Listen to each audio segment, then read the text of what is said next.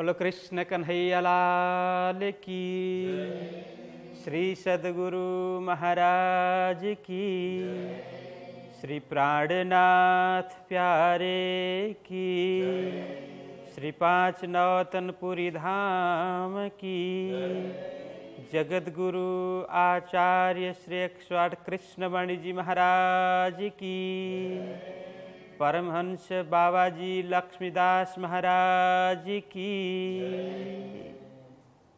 परम पूज्य आचार्य महाराज श्री की आज्ञा से आज वीतक प्रशिक्षण प्रारंभ करने जा रहे हैं। आप सभी को ज्ञात हो, श्री कृष्ण प्रणामी धर्म में विशेष रूप से तारतम सागर ग्रंथ को प्रथम स्थान में रखा जाता है। इसी तरह से द्वितीय स्थान में वीतक का स्थान है। वीतक का महत्व हम सभी जानते हैं। अब वीतक ग्रंथ भी है, वीतक का अर्थ भी हमें समझना चाहिए, वह भी हम समझने का प्रयत्न करते हैं। अभी हम इतना ही समझें, प्रणामी संप्रदाय में वैसे साहित्य का तो भंडार है, उसमें क्या क्या है विशेष रूप से।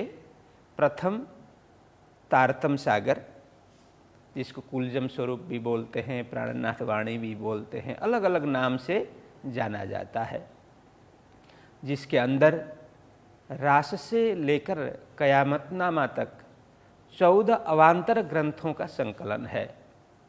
और वहाँ पर प्रकाश गुजराती को पुनः प्राणनाथ जी महाराज ने हिंदी में रूपांतर किया और कलश को भी किया।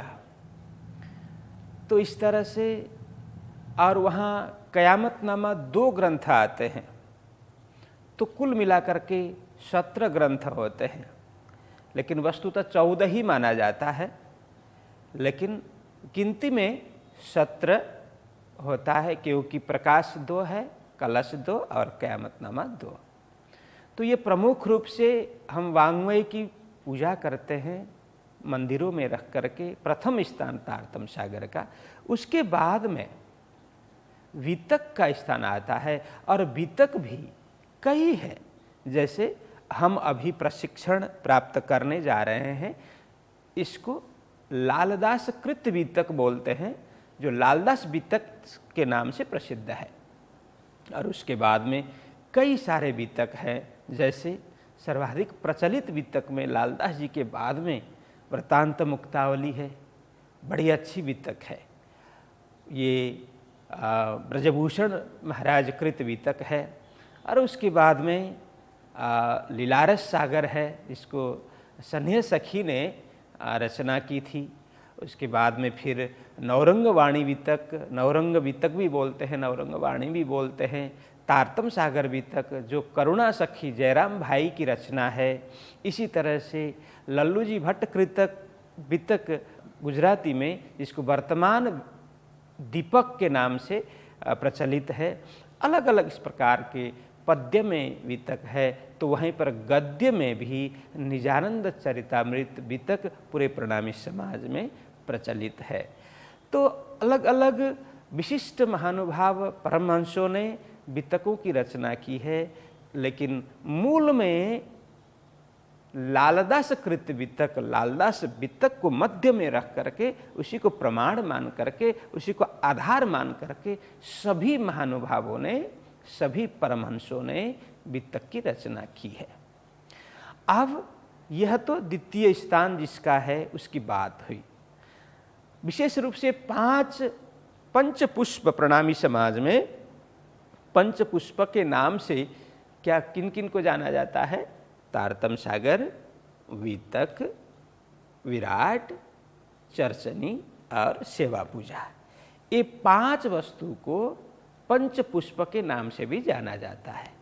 और यदि प्रणामी समाज, प्रणामी संप्रदाय को, श्री कृष्ण प्रणामी धर्म को पूरी तरह से जानना हो, तो तारतम सागर को पूरी तरह से जानना हो, तो बीतक समझना अति आवश्यक है।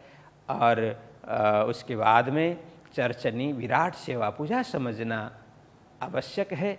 उसके बाद में दर्शनों में हम पहुँचते हैं यह तारतम्य सागर में। उसके बाद ही तारतम्य सागर का गूढ़तम अर्थ हमें समझ में आ सकती है। तो हम आज बात कर रहे हैं बीतक की। अब यह बीतक लालदास कृत बीतक में हम प्रवेश करते हैं। तो यह बीतक है क्या, बीतक शब्द कैसे प्रचलन में आया, यह भी समझना जरूरी है। बीतक शब्द है ना, बीतक शब्द हिंदी शब्दकोश का नहीं है। आप सभी को ज्ञान हो, हिंदी शब्दकोश का ये शब्द नहीं है, यह गुजराती शब्दकोश में मिलता है। आज भी ग्रामीण इलाकों में बीतक यह शब्द लोग प्रयोग करते हैं, उसको इस तरह से प्रयोग करते हैं कि मेरी बीतक, मारी बीतक एवी छे, तो मेरी बीतक इस प्रकार की है। तो वो बीतक शब्द का यहाँ तात्पर्य है वृत्तांत। वृत्तांत के अर्थ में बीतक, यह एक घटित घटना के अर्थ में, वृत्तांत के अर्थ में, कहानी के अर्थ में। कहानी कोई मनगढ़ंत कहानी नहीं जो घटी हुई घटित कोई भी किसी भी कहानी है, अपने जीवन के ऊपर घटी घटना है, उसको गुजराती में बीतक शब्द से प्रयोग करते हैं। आज भी, आज की न्यू जनरेशन तो यह शब्द बहुत कम प्रयोग करते हैं, लेकिन अधिकांश वृद्ध लोग आज भी ग्रामीण इलाका में हैं, तो वे लोग आज भी बीतक शब्द प्रयोग करते हैं। तो इसका मतलब है यह हिंदी शब्दकोश का शब्द नहीं है, बीतक गुजराती शब्द है। क्योंकि प्राणनाथ जी महाराज भी मूलतः गुजरात में उनका प्राकट्य हुआ, लालदास जी महाराज भी मूल रूप से गुजराती थे, इसीलिए उन्होंने गुजराती शब्द ही प्रयोग किया बीतक। अब इसको विद्वान लोग अलग अलग रूप से अर्थ करते हैं। बीतक क्या है, तो एक तो वही वृत्तांत। अब हम कैसे समझे किस प्रकार का वृत्तांत? यह बीतक में यह वृत्तांत है कि परमधाम का वृत्तांत है, ब्रज का वृत्तांत है, रास का वृत्तांत है, और यह जागनी ब्रह्मांड का वृत्तांत है। और वही घटनाएं, वह लीलाएं इस बीतक में अंकित है। तो बीतक यह वृत्तांत है। और इसको अलग ढंग से हम समझने का प्रयत्न करें तो यह भी गुजराती शब्द होने से हम यह भी बोल सकते हैं बीतक, मतलब गुजराती में तक शब्द प्रयोग करते हैं। तक का मतलब होता है अवसर, अपॉर्चुनिटी। इसको गुजराती में क्या बोलते हैं? तक, तक मड़्यो, तक मिलना, मतलब गुजराती में तक का अर्थ होता है अवसर। तो अब हम इसको अपने ढंग से समझने का प्रयत्न करें तो यह भी समझ सकते हैं कि वी तक, वी उपसर्ग है, तक है वो अवसर के रूप में, और उसमें वी उपसर्ग लगा दे तो क्या होता है? वी तक, विशिष्ट अवसर, विशिष्ट अवसर, सुंदर अवसर, श्रेष्ठ अवसर। किसके लिए? आत्म जागृति के लिए। आत्म जागृति का जो अवसर प्रदान करने वाला जो ग्रंथ है उसको बीतक कह सकते हैं। तो इस तरह से अलग अलग रूप से समझने का प्रयत्न करते हैं। यह तो एक प्रवचन कथा के समय में यह हम समझ सकते हैं, लेकिन अभी प्रशिक्षण के हिसाब से जाएं तो इतना ही समझें, यह वृत्तांत है बीतक।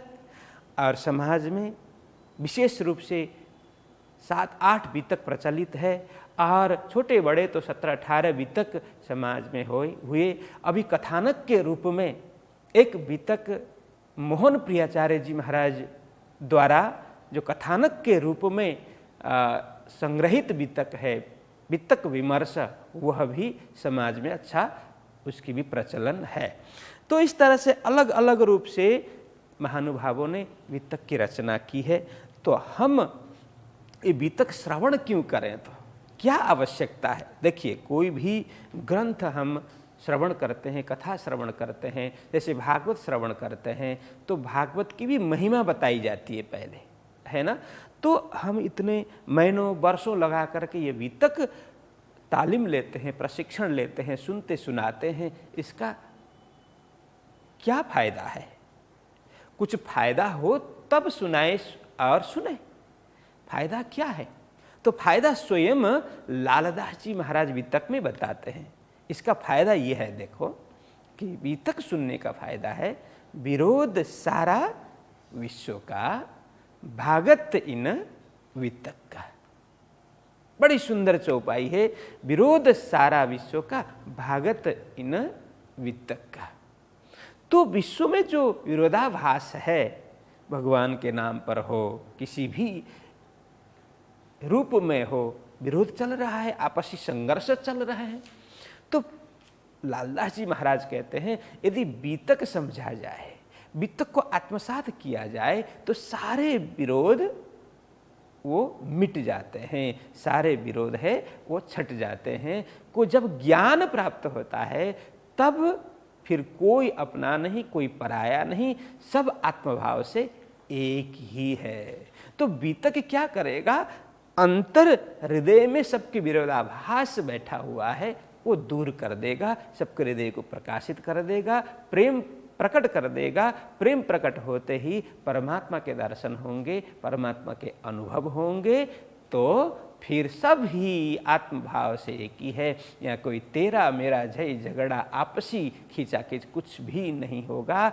आत्म जागृति हो जाएगी, शोक पहचान स्वस्वरूपा अवस्था में वो प्रतिष्ठित हो जाएंगे। इसीलिए वो इतभी धन्य धन्य उतभी धन्य धन्य, ये वितक की महिमा है। वितक की महिमा तो अनेक है, अभी इतना ही समझें कि वितक सुनने का, सुनाने का, वितक समझने का यह फायदा है कि हम ज्ञान के प्रकाश, ज्ञान का प्रकाश है, हम प्राप्त कर सकते हैं। हम अज्ञानावस्था में हैं तो हमारे अंदर ज्ञान का प्रकाश आ जाएगा वितक के माध्यम से। आत्मा क्या है, परमात्मा क्या है, संसार क्या है, भरतार क्या है, जगत क्या है, जगदीश्वर क्या है, ये सारी वस्तुएं वितक से हमें जानकारी मिलती है। सत्यासत्य विवेक होता है, क्षीर नीर का विवेक निरूपण कर सकते हैं वितक के माध्यम से। इसलिए वितक सुनना सुनाना, पढ़ना पढ़ाना अति आवश्यक है। यह वितक की महिमा है। अब वितक रचना किसने की? वितक की रचना पहले भी हमने श्रवण की, यह लालदास कृत वितक, नाम से ही हमें पता चलता है वितक की रचना है लालदास जी महाराज ने की। लालदास महाराज कौन थे? कि लालदास महाराज थे प्राणनाथ जी महाराज के प्रमुख शिष्य। जैसे सद्गुरु श्री देवचंद्र जी महाराज के अनेक शिष्य हुए, उसमें प्रमुख शिष्य कौन थे? प्राणनाथ जी महाराज। इसी तरह से प्राणनाथ जी महाराज के शिष्य हजारों थे, उनमें प्रमुख रूप से कौन थे? लालदास जी महाराज थे। उनकी रचना है लालदास वितक। अब यह रचना कब की? उन्होंने ये रचना की विक्रम संवत 1751 श्रावण कृष्ण पंचमी से लेकर के भाद्र कृष्ण अष्टमी पर्यंत ये वितक की रचना उन्होंने की। और इसको गुजराती तिथि के हिसाब से हम समझें तो आषाढ़ कृष्ण पंचमी से श्रावण कृष्ण पंचमी गुजरात के हिसाब से। यह ज्योतिषीय गणना के आधार पर गुजरात में और अन्य उत्तर भारत में ये थोड़ा सा महीना का फर्क है, 15 दिन का फर्क है। ये इसीलिए कि गुजरात में जैसे देश के प्राय सभी स्थानों में संक्रांति मतलब पूर्णिमा से, संक्रांति या पूर्णिमा से महीना का प्रारंभ तिथि गणना करते हैं। तो गुजरात में क्या करते हैं कि कृष्ण पक्ष अमावस्या से महीना का प्रारंभ करते हैं, तिथि प्रारंभ करते हैं। इसीलिए ये 15 दिन का अंतर होता है। सभी को कन्फ्यूज रहता है, सभी जो वितक सुनने वाले, सुनाने वाले, ये हमेशा यह शंका में रहते हैं कि ऐसा क्यों, गुजरात में आषाढ़ और गुजरात बाहर श्रावण कैसे संभव होता है। ये तिथि की गणना के आधार पर है, 15 दिन का फर्क होता है। तो इस तरह से गुजरात बाहर इसको इस तरह से समझे, श्रावण कृष्ण पंचमी से भाद्र कृष्ण अष्टमी पर्यंत इसकी रचना, और गुजरात के हिसाब से आषाढ़ कृष्ण पंचमी से श्रावण कृष्ण अष्टमी, वहाँ तक यह वितक की रचना मानी जाती है। तो कैसे उन्होंने रचना कैसे की, क्यों की, किसकी आज्ञा से की, तो यह भी समझे।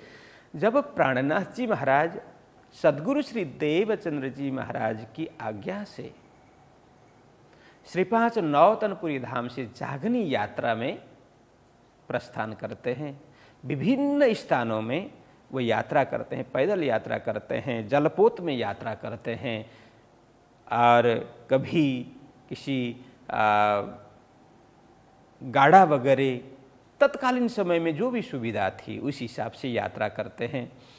देश विदेश में आज के समय से कई स्थान पाकिस्तान में हैं, कई स्थान इराक में, कई स्थान ईरान में, इस तरह से भारत के बाहर भी वो यात्रा करते गए, और यात्रा के दौरान विभिन्न स्थानों में पहुँचे। उसी में ठट्ठा नगर पहुँचे। अभी ठट्ठा नगर पाकिस्तान में आता है, भारत का बंटवारा हुआ, ठट्ठा नगर पाकिस्तान में आता है। तो वहाँ पर जैसे चिंतामणि जी, जो कबीर संप्रदाय के प्रतिष्ठित विद्वान थे, संत थे, चिंतामणि जी वहीं पर जागृत हुए। फिर उसके बाद में लालदास जी महाराज, जिनका पूर्व नाम क्या था, लक्ष्मण सेठ था, पूर्वाश्रम का नाम था लक्ष्मण सेठ। फिर बाद में प्राणनाथ जी महाराज ने उनका नामकरण क्या कर दिया, लालदास। क्यों लालदास किया, कि लाल बोलते हैं परमात्मा को, लाल बोलते हैं ब्रह्म को, लाल बोलते हैं कृष्ण को, है ना। जैसे लाली मेरे लाल की, जित देखूं तित लाल। तो लाल परमात्मा के लिए बोलते हैं। तो लालदास महाराज, लक्ष्मण सेठ का नाम लालदास इसीलिए रखा, जैसे उनकी आत्मा जागृति हुई तो वे पूर्ण रूप से परमात्मा के दास बन गए, परमात्मा के सेवक बन गए। तो उनके भाव, उनके समर्पण आदि को देख करके प्राणनाथ जी महाराज ने उनका नाम ही परिवर्तन कर दिया, लालदास, मतलब परमात्मा का सबसे निकट का सेवक, समर्पित सेवक, वो लालदास। वो जागृत हो गए। प्राणनाथ जी महाराज जागनी यात्रा में आगे बढ़े, सूरत पहुँचे।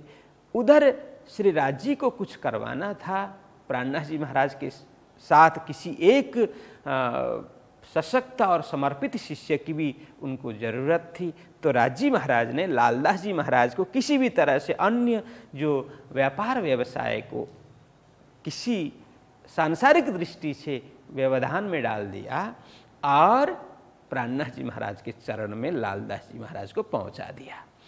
तो वहाँ स्वयं लालदास जी बोलते हैं, लालदास संग चले खाली लेकर हाथ। सूरत में जैसे प्राणनाथ जी से मिले तो लालदास जी के साथ में कुछ भी नहीं था, खाली हाथ लेकर के प्राणनाथ जी महाराज के चरण में पहुँचे, लेकिन आत्मा समर्पित कर दिया, जीवन समर्पित कर दिया प्राणनाथ जी महाराज के चरण में। और वहाँ से सूरत से लेकर के अब एक दिन भी अलग नहीं होते, जहाँ जहाँ यात्राएं होती है लालदास महाराज साथ में रहते हैं।